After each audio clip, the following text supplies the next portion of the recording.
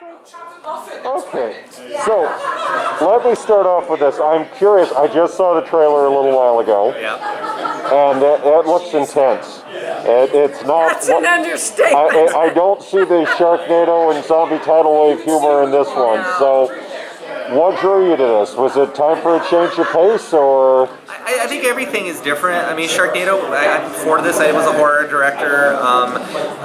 Sharknado, even with the Sharknado movies, every movie was different. That's why I did 6 of them. We did time travel. Oh, we're doing a disaster movie. Oh, we're doing this. And I've worked with Jay Woodrow and Skylar before on a film called Wake of the Shadow Man that I produced with them. And they came to me saying, look, that's money. We want to do a horror film. We want to do something a little different. I'm going, okay, if we do this, let's make it true indie. Let's push it. Because I want to try to do something a little different, a little more meaningful, but it still gets under your skin. And so that was the kind of thing, of trying something a little different. I mean, but horror has always been in my wheelhouse. It's just that Sharknado was this big thing, and it spent it was 8 years of my life. It's like working on a TV show. So getting a chance to try and flex those different muscles is always is a challenge for any filmmaker, and we really pushed it because we had no studio over us. We didn't have the thing of, well, no, you can't really do that. We said, let's do it so we're pushing the limits of what you can and cannot do in a film like this. And we did. Every day. We pushed every limit there is in this film. Well, I'm curious, what was the recruiting pitch for you to get you on board? Well, I've worked with Anthony several times, and I have a huge amount of trust in him as a director. But also, I read that part, and she just took me over.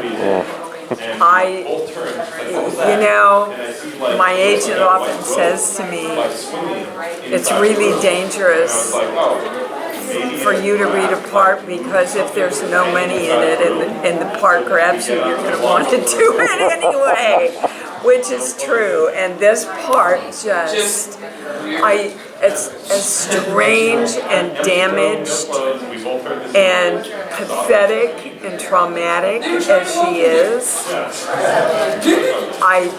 My heart understood her. And my heart understood when you lose a child, how you could,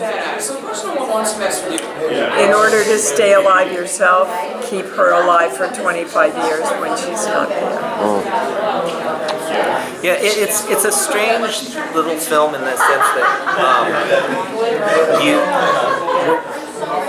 there's a way this could have been done. It could have been conventional. Really? Well, how's that? It's could have been a monster running around going boo, boogity boogity. Yeah. But when I wrote it, I was thinking of her the entire time, and the reason why is that, again, someone could have done a great job and just played it surface level, but Dee gets under this, and it's layers. It's not just an A, B to C kind of thing. There's so much stuff going on in the film. And all of us have experienced trauma and grief, and in a way, part of this movie was cathartic because there's been a lot of trauma and grief, for a very long time, the last 5 or 6 years. Just so much stuff going on, every day. Just this crazy things that just breaks your heart. And I'm not saying this is a movie that is taking any kind of stance on anything. It's more about how we process things. I've watched family members, go into these patterns and this loop of this is, they can't get out of it. They're so stricken by things that, they won't go out of their house. And you don't, how do you connect and tell people it's okay? And so we're making a horror movie. We're here to scare you. We're here to make you think, though. And at the end of the day, maybe there's a line in the movie like, when it's time to say goodbye, you'll know. I think that's really encompassing, and I think it's good to hear that. Even in a movie like, I just saw the most wackadoodle family in my entire life, and it's bat crap crazy, but it connected with me. And there's emotion to the movie. And a lot of horror films right now, sometimes I think they're just, every character is just really unlikable, and it's face value. And those movies work really well, but I didn't want to do that. I wanted something where it makes you think.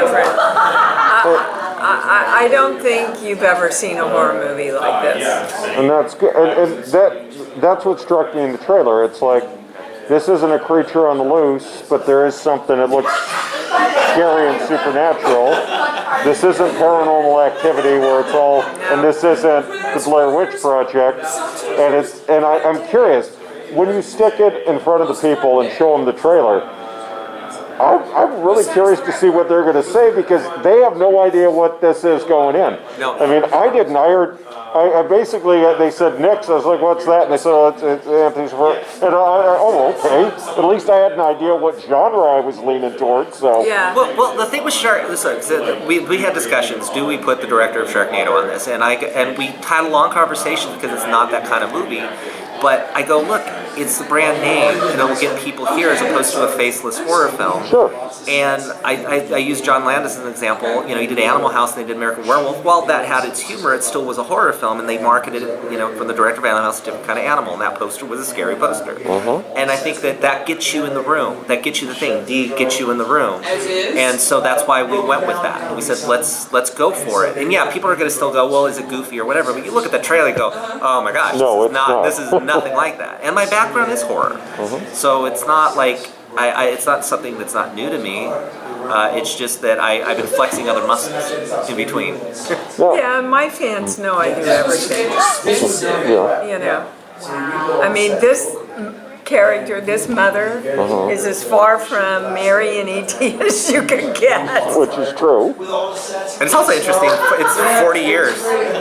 It's like if something happened with Mary, this could be the dark end of it. You know, There's a symmetry to really this. quick, that makes sense, because I noticed a lot of ET merchandise over in the hall last night, and I was like, am I missing Shocker. something? Why is there so much of it now? Because it's the 40th anniversary. And then I thought about seeing it, and I go, has it really been 40? What happened to my 40 life? You want to know that again, the universe tells you things are correct. Right. So we filmed in my hometown at a movie. Some of the scenes were at a movie theater called the El Campanile that I watched movies at when I was a kid that wanted to make movies and stuff. And she didn't have any scenes in there. Well, she did. She had it in the basement. Yeah. But on the inside the lobby, it's an archival theater now and a live theater, and they had a whole bunch of like a summer movie programming on there. And one of the things on that programming was E.T. And I thought, this is just like, what are the coincidences that that would be on there? So It follows me everywhere. Yeah. Does it? Yeah. Still? Yeah. Well, it was so good, though. I mean, it touched so many people, though. How can you not? Please, it's our Wizard of Oz. It'll be here forever. Now, I'm curious, when you do a horror film, especially a film like this, I know when you were like on Sci-Fi, there were limits for what you could do and so on.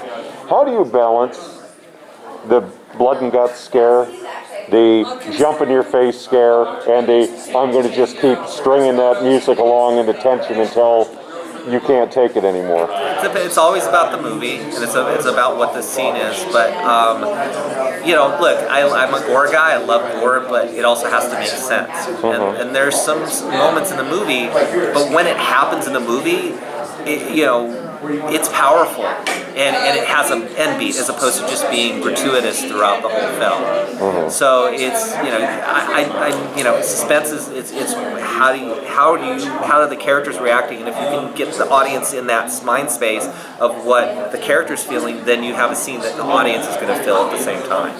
There's a hallway scene in the movie that it's very simple and very basic, but you're like, I love this character. I don't want anything horrible to happen to this person. Right.